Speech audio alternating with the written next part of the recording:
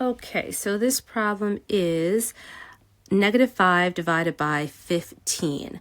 So when setting up and solving this problem, we're going to ignore the decimal point and the negative sign. We're setting up this problem as 15 divided into 5, right? So 5 is our dividend. We're setting that, I set it at the second tactile mark. So why don't you go ahead and set your 5 at the second tactile mark from the right. That's the 7th column. And then set your divisor of 15 all the way on the left edge of the abacus. Okay, so we are ready to start dividing 15 into 5, or 5, 0, 0, 0, 0, however many zeros there are, right? So we're just going to make sure we continue going a few rounds of division so that you have enough decimal places in your answer for whatever this assignment requires. Maybe your teacher wants you to have 2 decimal places, 3, I'm not sure, but it's good that we started at the second tactile mark, so we will have enough decimal places in the answer. Okay, so the first step is to look at the 2 digits in our divisor. We notice that the second digit is bigger than 3, so we're going to use a trial divisor.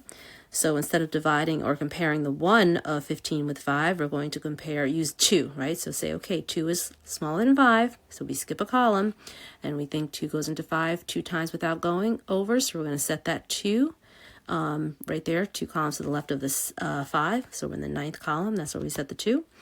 And now we're ready to multiply the original first digit of 15 times that 2, so 1 times 2. Move 1 column to the right as we say 0, 1 more column to the right as we say 2, and subtract 2 from the 5. So then push away the 5 bead, push up 3 1 beads, and we have 3 left in that column. Now we're ready to repeat that process with the second digit in the divisor, which is 5. So 5 times 2 is 10. We're going to start right where we are. Pointer finger should still be on that 3. Our right pointer finger should still be on that 3. So we're going to subtract the 1 of 10 from the 3, move 1 column to the right, and say 0, but of course there are no beads to move, so we're ready to move on. So right now you should have on your abacus a 2 in the 7th column. Okay, so that's our new dividend. So we're going to compare again our trial divisor of 2 with that 2, and we know they're equal, so we're going to skip 1 column and think to ourselves 2 goes into 2 1 time, so let's push up 1 bead. So that means we're adding 1 to the 2 beads that were already there. That's called upward correction. But our partial quotient figure in this case is really still only 1, okay? So we're going to multiply the original first digit in the divisor, 15, the 1 of 15, times 1, not 3. So 1 times 1, move 1 column to the right as we say 0, and 1 more column to the right as we say 1, and clear 1 bead from the 2 beads that are there. Okay, keep your finger on that 1 bead in the right side, and now we're ready to multiply the second digit of the 15, which is 5, times our partial quotient figure of 1, not 3. 5 times 1 is 5. So we're going to say 0, tapping that column we're on where the 1 bead is, move 1 column to the right, and say 5. There are no beads available there. So we're going to go back to that column where the 1 bead is, the 7th column, clear that 1 bead, and add the 5 bead to the right. So right now in the abacus, you should have a 5 bead in the 6th column from the right. That's our new dividend now, 5 0 0 0 0. Okay, so we're ready to continue. Using our trial divisor, compare 2 and 5. 2 is smaller than 5, skip a column, right? We know 2 goes into 5 2 times without going over, set that 2. Multiply it right by the original first digit in the divisor of 1, so 1 times 2. Move to the right as you say 0, move to the right 1 more column as you say 2, and subtract 2 from 5, and push the 5 away and add 3 beads. Move your left pointer to the second digit in the divisor, which is 5, multiply that by 2, and subtract, we know 5 times 2 is 10, so subtract the 1 of 10 from the 3 that your finger is currently on, move 1 column to the right, and we see there are no beads there, and it's okay because 0 is 0, right? So no need to subtract anything. Hoping you're noticing a pattern already. So now what do we have left in our dividend? 2 0 0 0 0. Okay, let's continue using our trial divisor of 2. We know 2 is equal to 2, so we're going to skip a column. 2 goes into 2 1 time, so we're going to add 1 to the 2 beads that are already there, another upward correction. But we're going to remember that our partial quotient figure in this case is 1, not 3. So multiplying the 1, our partial quotient figure, times the 1 of 15, 1 times 1. Move to the right as you say 0, one more to the right as you say 1 and subtract 1 bead from the 2 that's there. Keep your finger there, your right finger there. Left finger is going to move to the second digit of the divisor, 5, and now multiply that by our partial quotient figure of 1, not 3, right?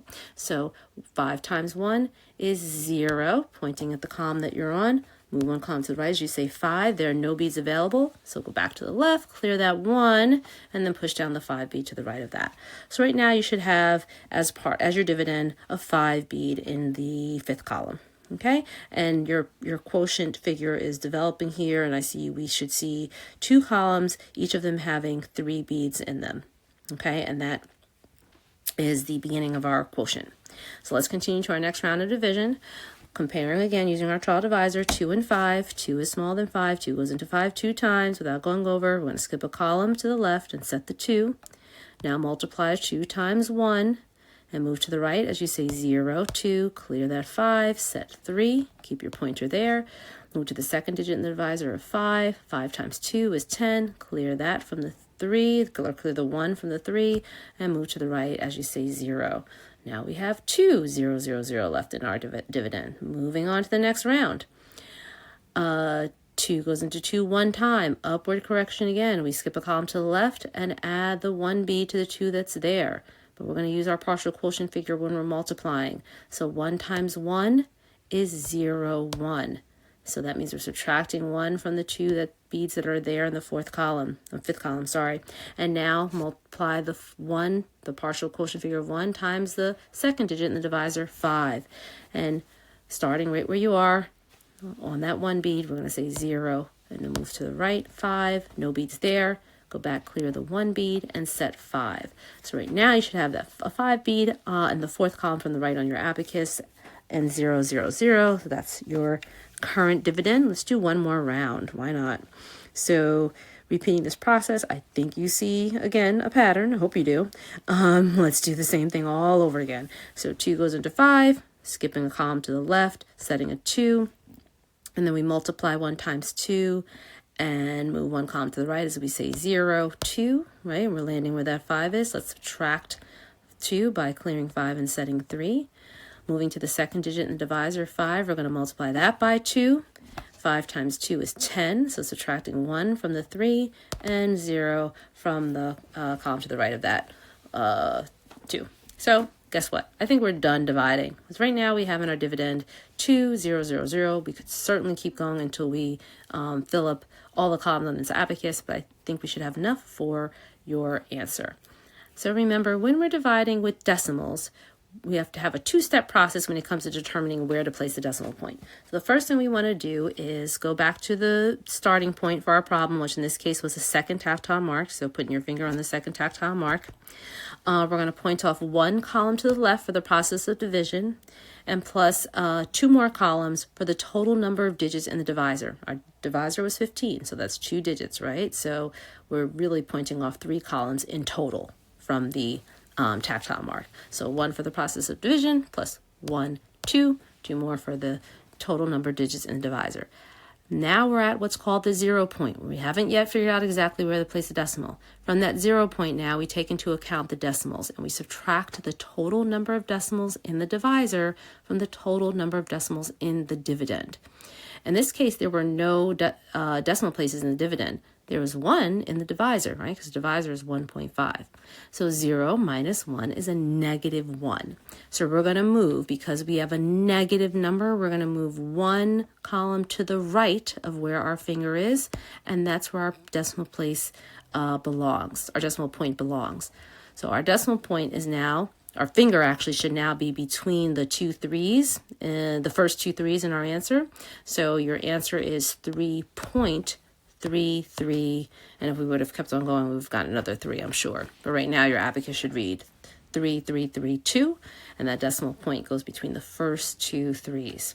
So 3.3 repeating decimal is your answer, and of course you do need a negative sign. Okay, so you got a lot of practice in that one problem with upward correction, using a trial divisor, figuring out where to place a decimal point at the end because you were dividing with decimal numbers. So it's a great practice problem. If you need to redo it several times, listen to the video a few times so it really sinks in, please do that, because you will find it beneficial for future problems that have similar elements, okay? Like trial divisor and upward correction.